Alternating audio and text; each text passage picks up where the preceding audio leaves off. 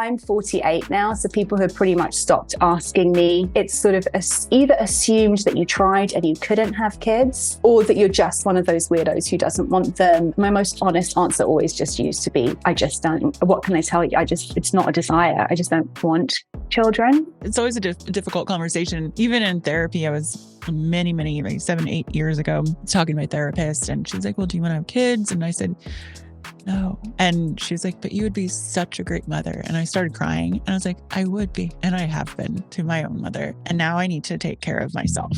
The Big Silence, empowering personal experiences, inspiring compassion, and healing lives. We are no longer silent. We are here. The Big Silence. Welcome to the Big Silence podcast. Ruby Warrington, author of Women Without Kids. How are you doing? I'm doing okay. Thanks so much for having me. And we're zooming in here. You're in Brooklyn. I love it there. Great place to visit. So I was just saying, I must have been listening to another podcast and reached out to my team. I was like, I really want to have this conversation with you because I haven't really had it on the podcast yet. And for me, being a 43-year-old woman in the community that I have built over 16 years and constantly getting that question, when are you and Bobby having kids? When are you pregnant? You've gained weight, all the things. And before I'm sure you have comments on that. But even before we dive into that, I just want to say, of course, on the Big Silence, we're talking about all things open, non-judgmental conversations all the time, anything that can be stigmatized, and just really hearing different voices that everyone has something important and meaningful to share in all of our lives, and our choices are deserving. And I don't know about you, it was quite interesting that we were filming this podcast this morning or today, because this morning when I woke up and I walked in, my husband was listening to the news. I don't know if you saw it today. I haven't turned the news on today. I've been on a writing deadline, and so I've been in my little writing cocoon. Again, I also don't talk a lot about politics, and I'm not saying anything, but there was on the news this morning, I walk in and the Arkansas Sarah Huckabee Sanders was saying that her children keep her humble. And that's unfortunate for Harris because she doesn't have anything to keep her humble. Yeah. Wow. I'll just leave it at that.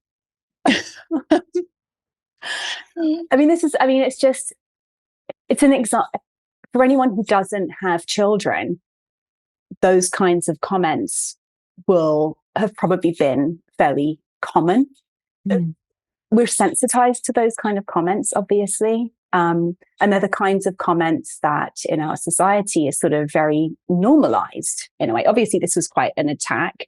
But even when we hear, I can't remember, I was, in an email this morning, there was a header for something, and it was kind of like, on the most important job in the world. And it was about parenting, right?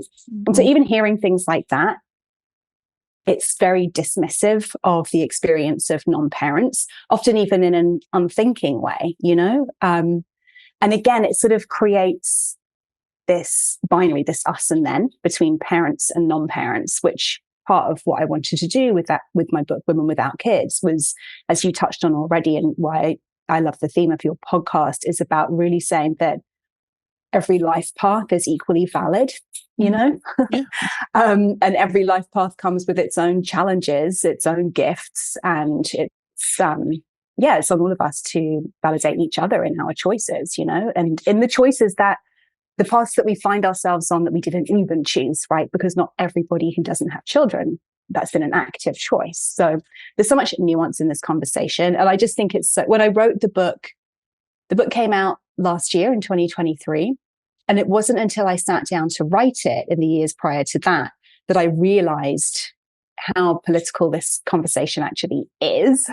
Oh no. I could not have imagined when the book came out that this conversation would have come into the forefront of the news cycle again with Kamala's nomination for the presidential race. So yeah, it's just very interesting to watch the conversation unfold, Yeah. And so you've been an author prior to Sober Curious and all of, which was, and also your podcast, you had like millions of downloads about that conversation.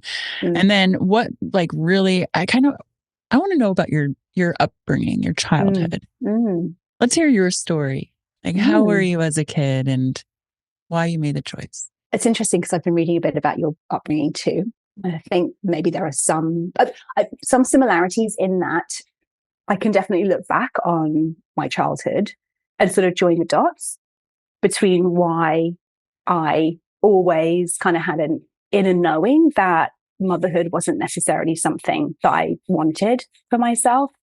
It wasn't like my chief aspiration. And again, one of the reasons I wanted to write the book was because I hadn't seen that discussed anywhere in the child-free conversation. Like the conversation about people who are choosing not to have children often focuses on this being a very empowered, but sometimes selfish or narcissistic choice, right? Yeah. And I really was like, but wait, where's the conversation about how our experience of being mothered has impacted our feelings about becoming mothers? It's such a huge piece, right? And so to answer your question, my childhood was very idyllic in many ways. I grew up in a very rural part of England, had a lot of freedom as a kid. Like the back door was always open, our house backed onto kind of like rolling fields. And I spent a lot of time playing in nature on my own. My parents were very kind of loving and supportive and encouraging. They didn't live together from when I was 1 year old. So I never experienced having both parents living in home. Yeah.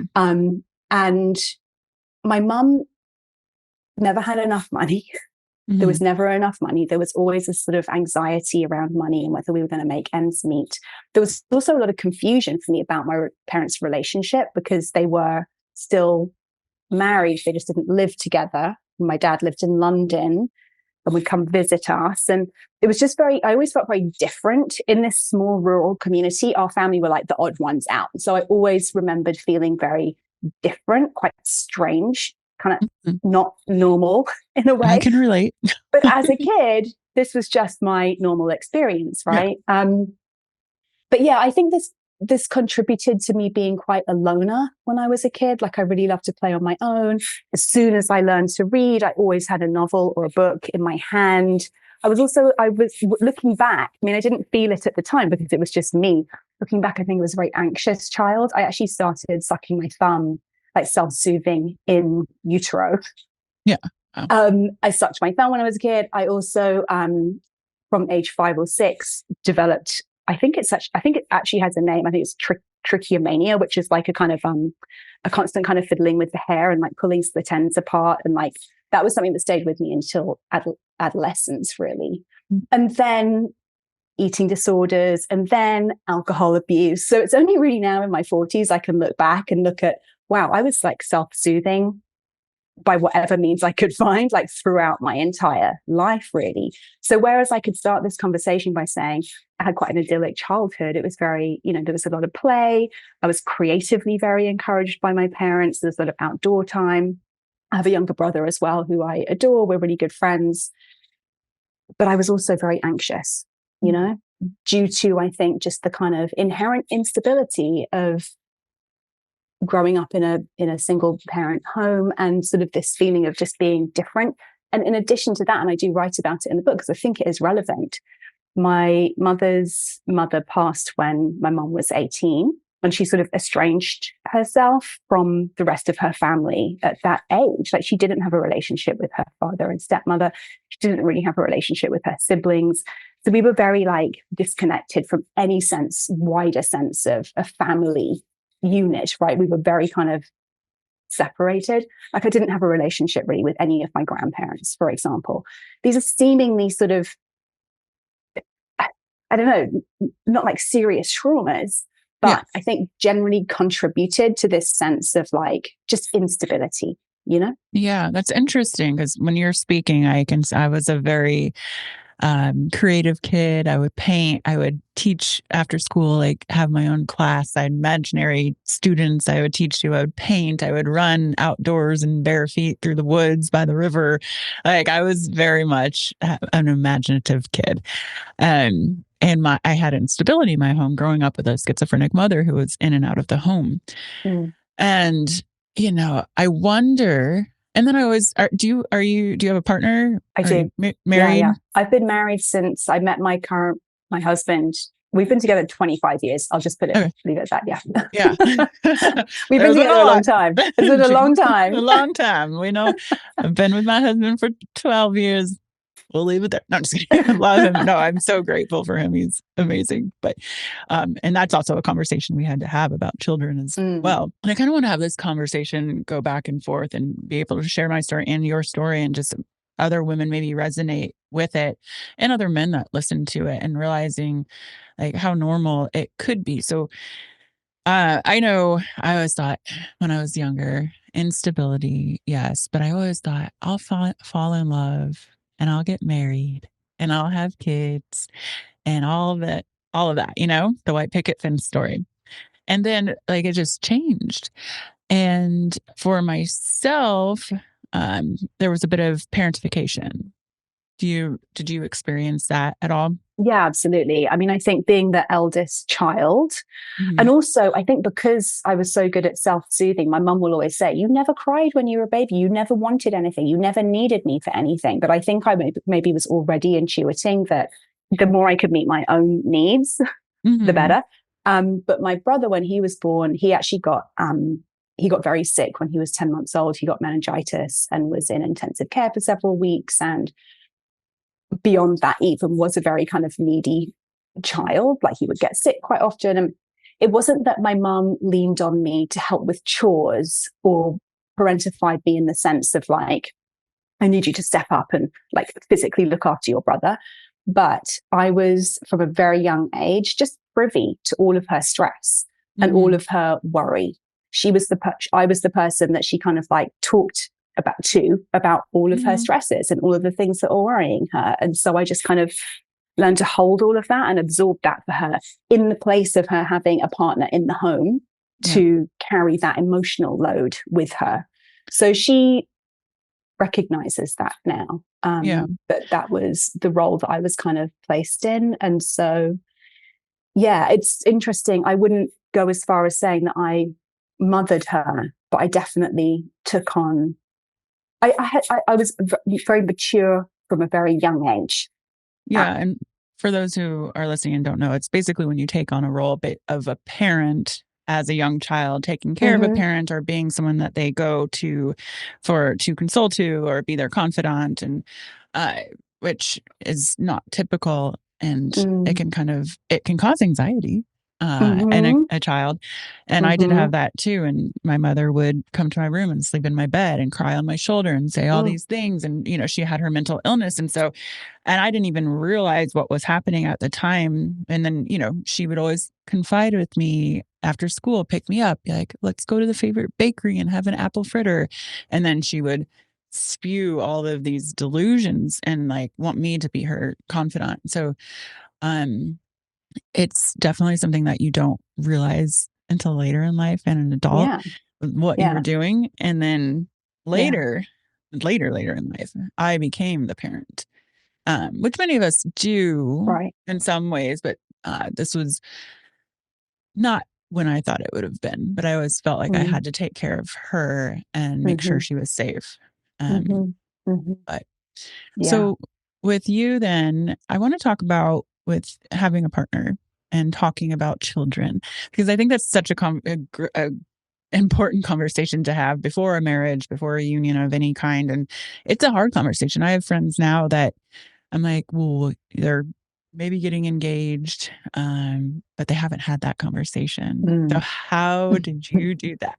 Well, so I met my husband when I was 22 and he was 25. And 6 months after we got together, my IUD failed and I became pregnant. And I had just graduated university. was living in the ground floor of my dad's house at the time. My immediate thought was, I'm in no position to like have a child. Mm. And then interwoven with this and it was the first time I really had to question, do I want a child? Even though I always knew that, like I said, I hadn't ever aspired to motherhood. I had never pictured getting married. And in fact, I do remember having a conversation with my dad when I was about 8 years old and him telling me not to worry about getting married. It wasn't important. I think this was at the time when he and my mom were actually going through finalizing their divorce, and it was all kind of coming apart finally. But again, I was spoken to in very grown-up terms about like, this isn't something you need to do with your life. So I had never envisaged getting married. I realized I hadn't ever envisaged having children. And of course, now I'm in a situation where I'm having to ask this question. And it was quite easy for me to make the decision to have an abortion. Mm-hmm. And of course, I'm with someone and I'm having to have the conversation with him. And when I brought this situation to him and we had the conversation, he shared that he had never until that point in his life even considered the possibility of being a father or having a child. He was 25. Mm-hmm. But I think this is in a way quite not uncommon in the masculine experience, mm-hmm. to not have been kind of conditioned to see yourself as a father. Certainly not to have been conditioned to think that, becoming sexually active could lead to you having a child. The onus and the responsibility for birth control is placed so heavily on the shoulders of women, whether it's taking the pill, whether it's having an IUD, whether it is making sure that your partner wears a condom. Like all of that responsibility is typically lumped onto women because women are the ones who need to protect ourselves because we are the ones who can get pregnant. And so I wasn't shocked or surprised at all to hear that he hadn't really considered that this might be a possibility. And his response in that moment was, I'm nowhere near ready. I'm not ready. And so it was just a kind of, okay, so we're both on the same page at this stage in our lives and our relationship.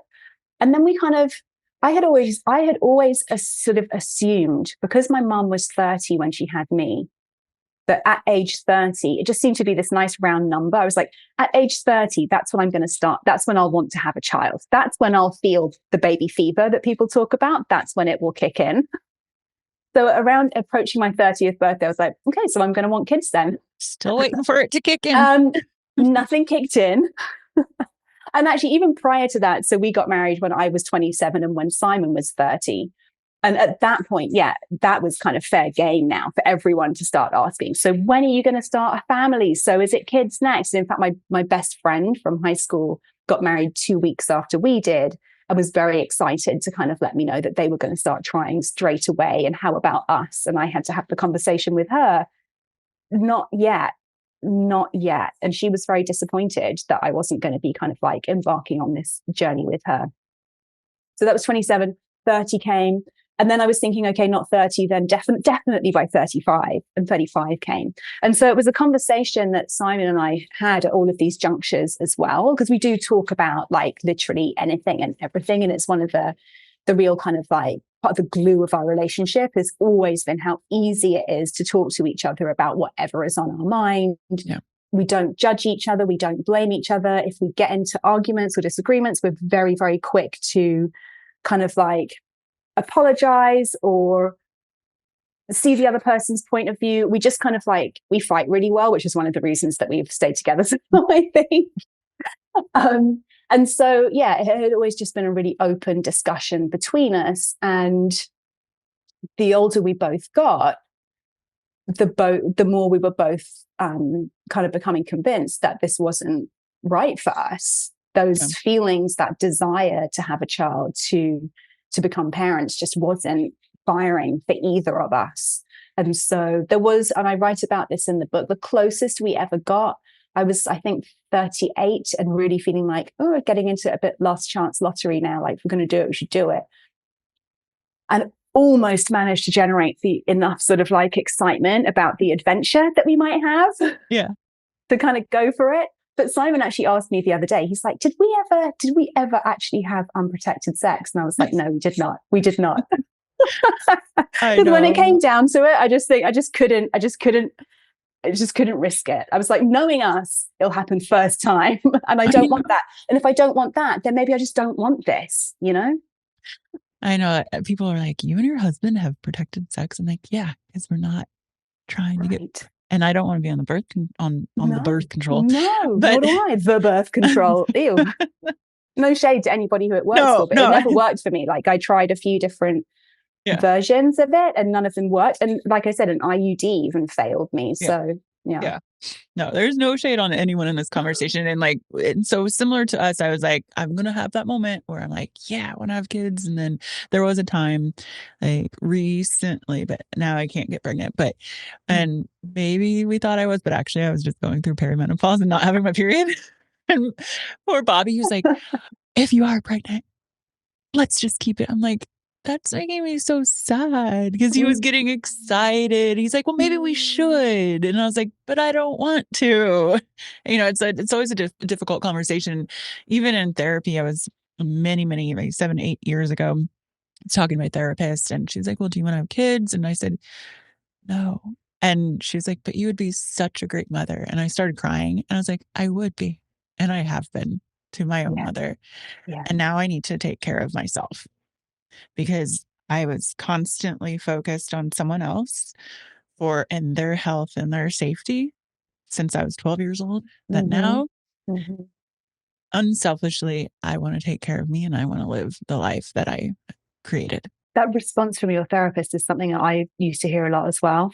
And it's the but you would make such a great mother.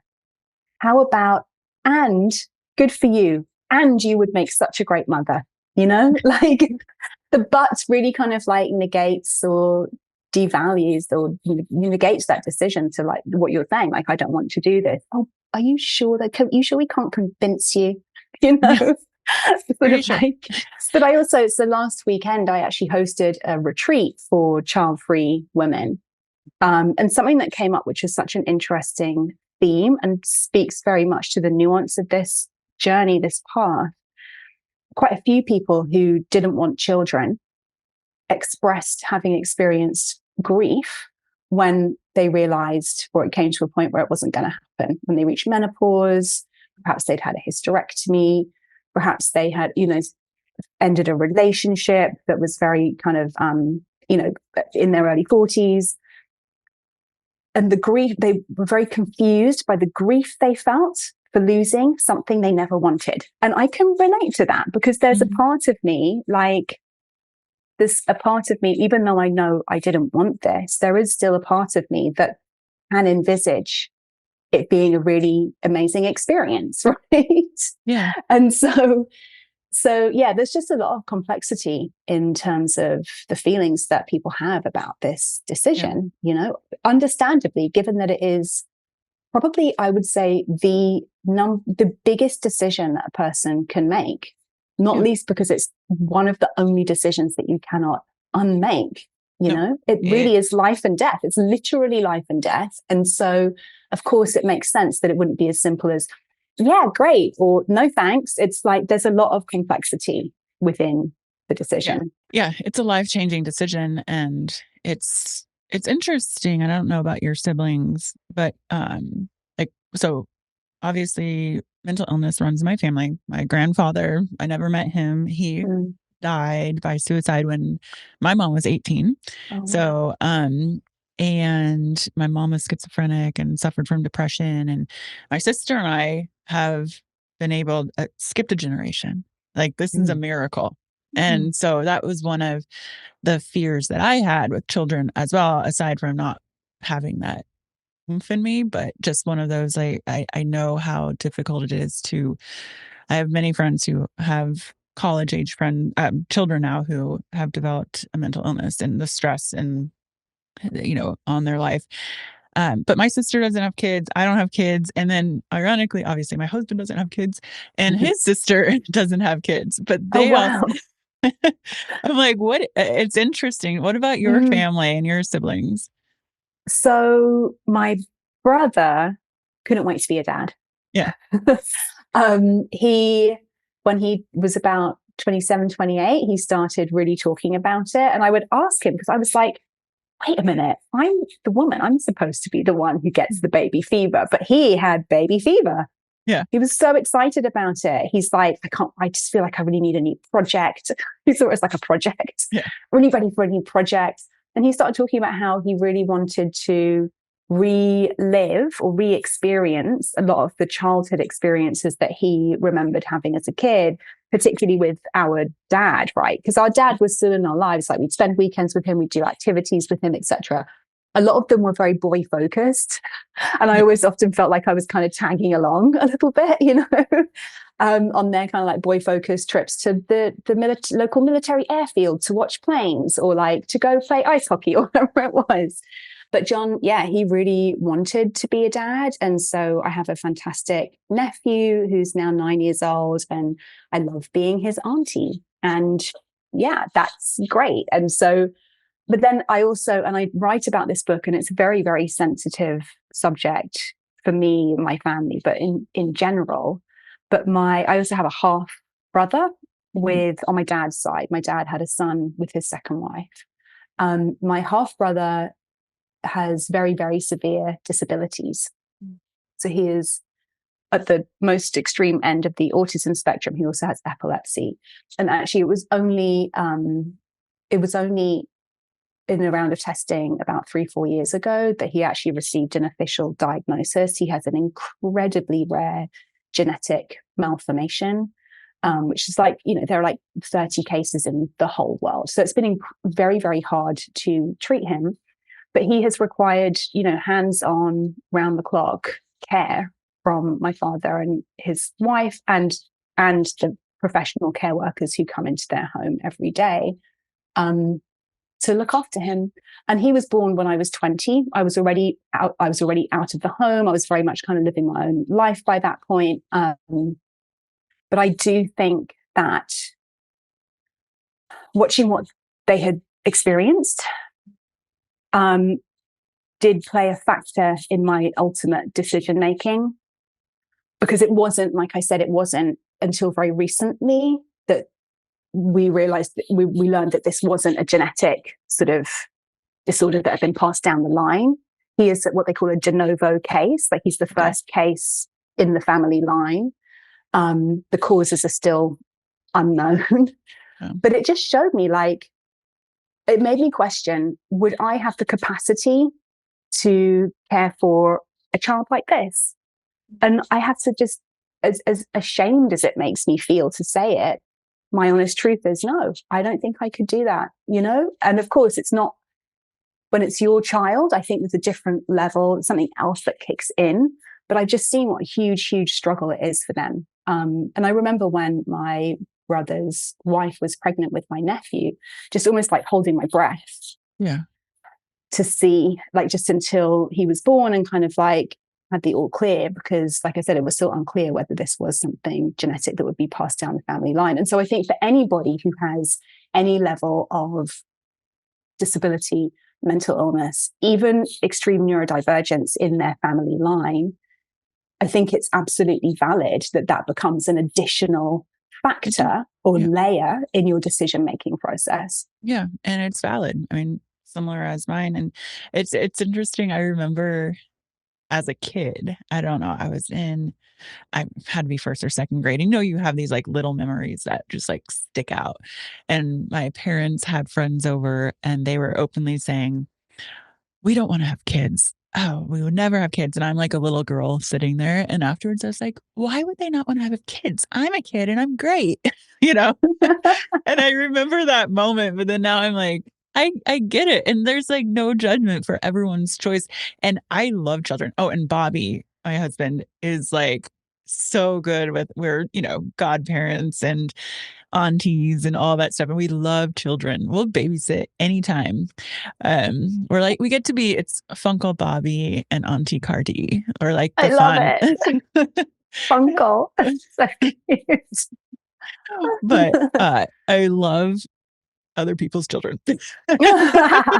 No, but their children they're great and they're youthful, and with our age group, everyone's like born yesterday, literally, or 2 days ago, up to like 5 years old, and in that great age. And I love the spirit of a child and the innocence and everything, but and I'm proud of them being parents, and all of my friends respect. They understand why we've made that decision. We're pretty much the only in our married friend group that had made that decision. So, but we get to fly and be like, oh, well, you want to come out for this? I'm like, sure. We can have that freedom. And you can show up in the lives of your friends with kids in a different way as well. I think that's something that's really valuable, but kind of undervalued at the same time, the way that we are able to engage. Although it's interesting, like, I really don't like small children. I mean, like, no judgment here. I paused because that's too blanket a statement. Like, when sometimes people will say, oh, I really don't like kids. Like, someone recently, I heard someone say, that's ridiculous. That's like saying, I don't like adults. Like, there are some kids that I like more than others, just like there are some adults that I like more than others. But generally, I find it very hard to relate to children below the age of like 7, 8. And that's okay. And I think that was the case for me when I was below the age of 7 or 8 as well. I think, like, I have this very kind of like grown up way of relating, and I find it very hard to kind of get into kid zone. And so I'm loving that my nephew is now 9, and that my nephew on my niece and nephew on my husband's side are both in their early 20s. I'm starting to feel like I can have a real relationship with them now that they're older. But again, that's just another sign that my decision making was right for me. I do genuinely think that those very young those early years would have been incredibly challenging for me to be in a parent role. Yeah. Have you figured out your response when people say, why don't you have kids, or when are you going to have kids? Well, now I have a whole book to give people. Yeah, exactly. Yeah. So you're like, you want to know what? Here's like 150 reasons why. It's all here. All in there. But no, I mean, I'm 48 now, so people have pretty much stopped asking me. Yeah. I think people stopped asking me when I was around your age. Yeah. Because I think beyond that point, it's sort of either assumed that you tried and you couldn't have kids, or that you're just one of those weirdos who doesn't want them. And like, that's that. It's just kind of, yeah. So I haven't had to field that question much in the past sort of 5 years or so. But I mean, I always, my most honest answer always just used to be, I just don't, what can I tell you? It's not a desire. I just don't want children. And yeah, I mean, I suppose I'm quite lucky in that neither of my parents ever really pressured me into having children. Like I said, I didn't have really a relationship with grandparents, aunts, uncles, etc., to kind of get that family pressure, which I know a lot of people do have to deal with. I did one instance, and I cut that off quickly. And I love you, Dad. But, we were hanging out in Palm Springs and then going to the airport to fly somewhere. And he's like, I really want to talk to you. We're in line boarding an airplane. And he's like, when are you and Bobby going to have kids? And I said, we're not. And he's like, but that's a natural part of life. I should be able to be a grandparent.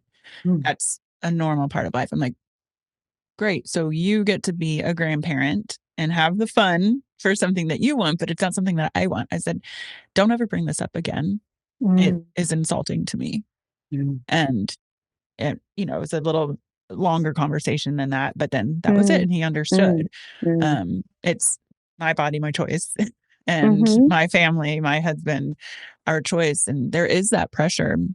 And even speaking about pressure, where you actually spoke up, where I almost felt, because of the community that I built with Tone It Up, and constantly DMs and messages on posts, when are you having kids? And I would just ignore it because I felt bad. And I'm like, why do I feel bad for saying, number one, I don't have to answer anything that personal. Number two, I don't even know if I could ever actually get pregnant. I've had stuff in the past with things that is no one's business. And now that I'm in menopause, I'm not having babies. But, it's so interesting, and the stigma around that. I mean, even we were just talking about, the Kamala Harris or Oprah Winfrey, Jennifer Aniston, like Rihanna, Margaret Atwood, like all these amazing women, but they're doing like awesome things in the world. And, you know, I look at someone like Oprah, who's nurturing so many people. I like her, and not everyone has to like Oprah, but I'm just saying, I feel like she puts so much good out there and positivity. It's almost like raising each other in a different way. Yeah. We did an exercise on our retreat where we were thinking about our favorite child-free role models, child-free elders, and Oprah was one of mine. And I just put, because she's ambitious and kind. It's like you can be both. She shows me that you can be both those things. And that to me is just such a, because I think so often as a child-free woman, we can be seen as kind of heartless or overly ambitious or overly focused on career and sort of missing the part which is like nurturing and loving and selfless. And I just, again, it's all prejudice. Yeah. Because there are plenty of parents who are focused on their career to the point that they never spend any time with their children. And yet still they're seen as better in some way or more valid in some way because they've had children. But yeah, I mean, I think what you've experienced with people, total strangers, you know, feeling justified in asking you that question, just shows the level of expectation and conditioning there is around this being women's kind of natural, rightful role. And your dad even said it, you know, this is a natural part of life. And it's very interesting that what it boiled down to, it sounds like for him was his desire to be a grandparent, which being a non-grandparent is sort of almost as stigmatized among elder communities as being a non-parent in people of our age, right? So like, I think that my mum feels that too. Like she doesn't really like, I don't want to give too much of her stuff away, but she doesn't really like kind of public holidays because where she lives, it's when everyone gets together with their family. She doesn't have anyone. And I think that makes her feel other and strange and like she doesn't fit in, you know? So me not giving her a grandchild has made her feel othered in that way, in the way that I have always felt othered as a woman who doesn't have children. That's a great point because I never looked at it from that perspective, where maybe my dad is getting questions like, you don't have grandkids? Yeah. Why don't you have grandkids? And he's like, I don't know. I should have grandkids. Right. And he's like, well, what's wrong with me? Why? And then it's like, did I raise you wrong? Did I do this? Like, what did I do wrong? And so, yeah, there is that, I'm sure that stigma for their generation as well. Definitely. That's there as well. Yeah. Yeah. That was a little aha moment for me. But I mean, I'm not, hey, you know what though? He's got 5 Pomeranian grandkids. 5. Amazing. I love Pomeranians. I'm not a dog person. I am a child-free cat lady through and through. He's got a cat too. We passed a couple of Pomeranians in the street the other day and I was like, Simon, if we do ever get a dog, it will be one of those. They're adorable. So cute. And my husband too, he's like, I never would have imagined I would have a small dog and now I have 5. I'm like, yeah. And when we first started dating, I only had 1. So little Skunky, she's 13 years old, but we have 4 more now. So amazing. Hey, you know, I love that. Some people fill up with kids, some fill up with dogs, cats, whatever, you know, they're our family. Yeah, exactly. I mean, I think there's a whole other layer of this conversation, which is about how we can find family and create family outside of our biological ties and connections, which is something that a lot of people, I think, are really thinking about, actively engaged in, thinking about who are the family I get to choose versus the family I was born into. Not versus, but like in addition to the family I was born into, you know? Right. And that's where we speak about community. And friendships. And I know that I have some amazing friendships in my adulthood, and we get together for the holidays. We do all this stuff together. We go on vacations together. You know, I have a friend in New York who is my age and doesn't have kids. And she's like, hey, you want to go to Cabo next weekend? And I'm like, sure. People are like, you're just going on a vacation? I'm like, well, I'll work there too. But, you know, it's just, yeah, I think it's really important to, in the stigma on the choices that we all make, and bringing it back to that word kind, I think is so important. As long as you're kind in this world and doing good things, like, let's go without any judgment on the choices we're making. Yeah. And I think, one thing, so this was the second child-free retreat that I've led. I led one last year as well. And just being in a room full of women without children, and hearing everybody's individual stories and seeing how unique everybody's path is, even though we have this shared experience, has just given me so much empathy for everything that's kind of underneath, everything that you can't see in an Instagram post, everything you can't see on the surface of what someone presents to the world. And I think this is similar, this kind of crosses over with my work with Sober Curious in a way. Like, how dare we judge anybody who we don't know, right? How dare we judge anybody who we do know, who we haven't sat down and actually heard the fullness of their story, like haven't heard from them all of the factors, all the things that have played into their decision, whether it's not to have children, whether it's to step out of the drinking culture, like whatever it might be. We all have our reasons for the choices that we make. And especially these are two choices, which choosing not to have children, choosing not to drink, you are willfully putting yourself in the out group. You're willfully making yourself like the weirdo in the room. And like, that's not a choice that anyone makes lightly. That's not an easy path to walk. And so, of course, someone's going to have really deep, meaningful reasons for having made that decision. And I think the more we can, before we speak, before we make a judgment, just respect the fact that this person has made that choice based on deep needs that they may have, that they may not feel comfortable or need to share with us. But like, just knowing that however a person has found themselves here, that's because of their journey that they're on, and having respect for that, I think, is really important.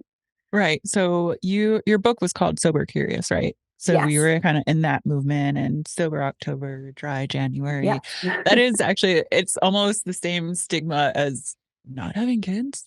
You're not drinking. What's wrong? Are you an addict? Are you, what's wrong with you that you know? And what's so funny as well, often if you're a woman and you're not drinking, people are like, are you pregnant? Oh God, yes. Double whammy. No, I'm not drinking and I'm not pregnant. What's wrong with you? Oh my God, you're weird.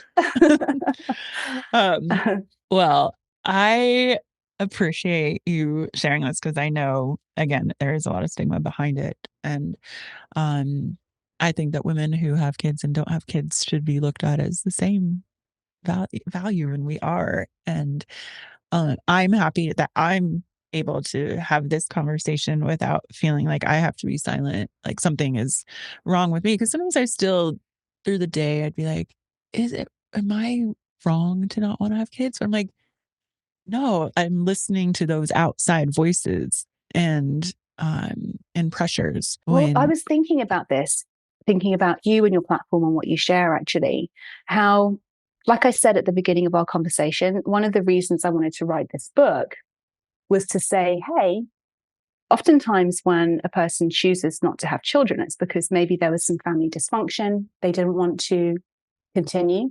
Maybe something from their upbringing or their early life has impacted them in a way where they don't feel they have the capacity to like raise another human being.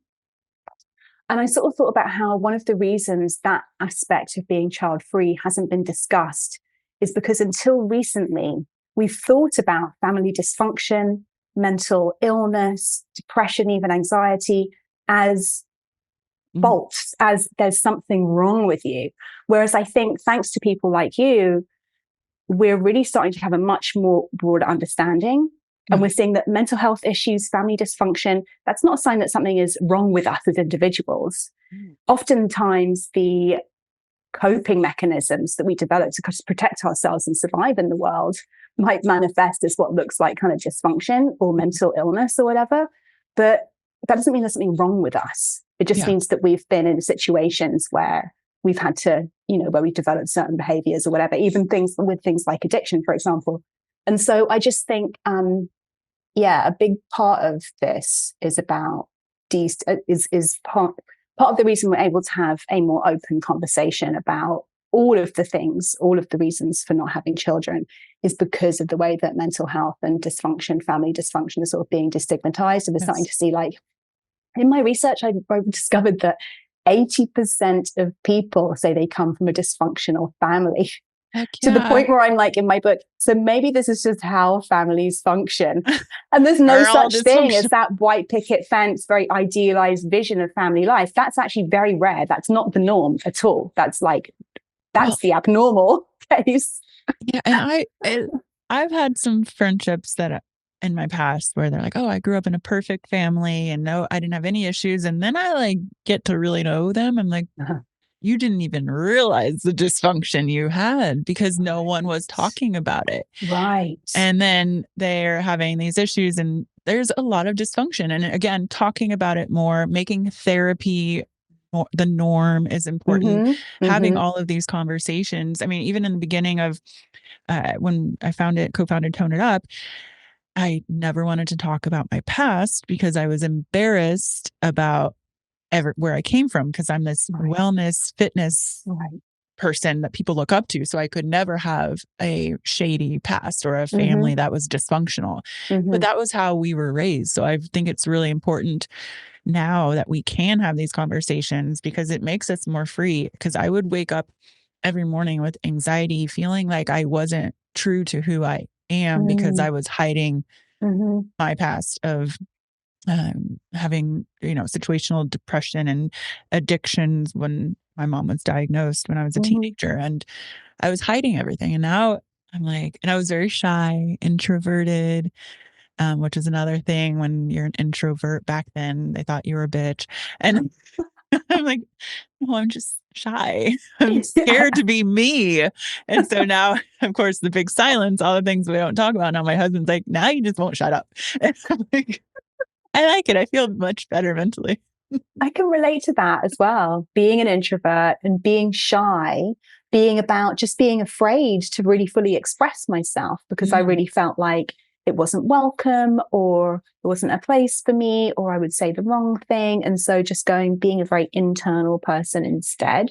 I actually did some other research showed that extroverts do tend to have more children than introverts, which also made sense to me because and again, this wasn't part of my conscious decision-making process, but looking back, I can see how it's a huge factor. There's a reason I'm a writer for a living. My best weeks are when I look at my calendar and I've got maybe 2 or 3 social things or even podcasts or meetings or whatever. And the rest of the time is like me on my own, thinking and reading and writing. That's like just how I like to spend my time. I'm not really a big group activities person either. Like I've never had a big group of friends. My friendships are like one-to-one. And it's funny actually, as I get old, I have got a group that I'm part of now and I really enjoy it, but it's very carefully, consciously kind of curated in a way. But I just think that I've been thinking a lot about how raising children is like one long, never-ending group activity. I'm just like, oh my God, I think I would literally, I think I would just be having meltdowns like all the time just because of the lack of alone time. And I used to think that there was something wrong with me or that it was weird to need as much alone time as I do. And what I've realized is that I'm just an incredibly sensitive person. Like it will take me at least a week more to kind of like recover or feel like myself again after leading this retreat with 50 women. I absorb so much stuff from my environment that I just can't be around people all the time. Right. And so I think the thought of that, it was always like the thought of having to do the school run, like get dressed in the morning and go and drop my kids somewhere and have conversations with people like before 9 a.m. was just like, I don't think I can physically do that. And there is nothing wrong with that, but I can relate. We used to live in downtown Austin and we still sometimes go down there. I'm like, I want to move where I don't have neighbors. So in the morning, if I go outside, I don't have to conversate. But it's like, but I'm also more an intimate person. And rather than big group dinners, I love having a couple over or one person, like, because I like to connect in that one-on-one, like intimate way. But what you do, 50 women at a retreat, and as I will go on stage and do a keynote, and you do it and you do it well, and you are passionate, and you love it in that moment. And there's nothing wrong with then, though, and you give yourself permission that afterwards you have to go retreat with yourself. Mm-hmm. Mm-hmm. And I wanted to point out, because you mentioned in your calendar, every day starting at 6 a.m. in my calendar, it's me time. I love it. Exercise, meditate, wellness, reading, self-care. Oh, every day. Beautiful. That's in my calendar. I love it. That's the opposite of the school run. Yeah. But yes, so I've appreciated this so much. Is there anything else you want to share? And where can we get your book, find you, sign up for any more retreats that you're doing? Maybe I'll come to one. That would be awesome. Love for you to come to one. Well, I don't but there will be another retreat or activation, like a bigger thing happening next year for sure. I don't have the details yet, but I'm on Instagram at Ruby Warrington. I have a newsletter you can subscribe to through my profile there. My website is just rubywarrington.com. The book is Women Without Kids. It's available now in all formats, paperback as well. There's an audio book read by me, which people seem to really enjoy. And Sober Curious too is, I think it probably is relevant for your audience too, anyone who's invested in their well-being, particularly their mental well-being. Alcohol and our relationship to alcohol is a part of that conversation. Sober Curious is still work. I have got a Sober Curious retreat coming up in January, for Dry January actually.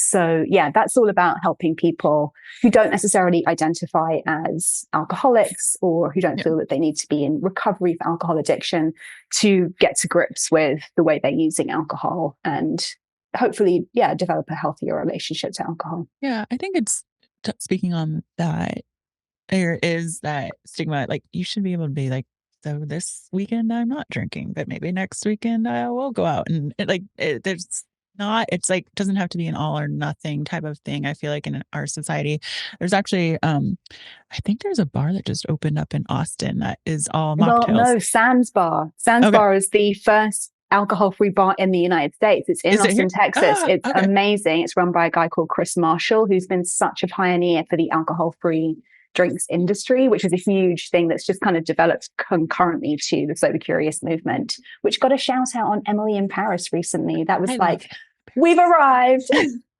We're here and we're not drinking. I love Emily in Paris. Oh, me too. Guilty pleasures. I know.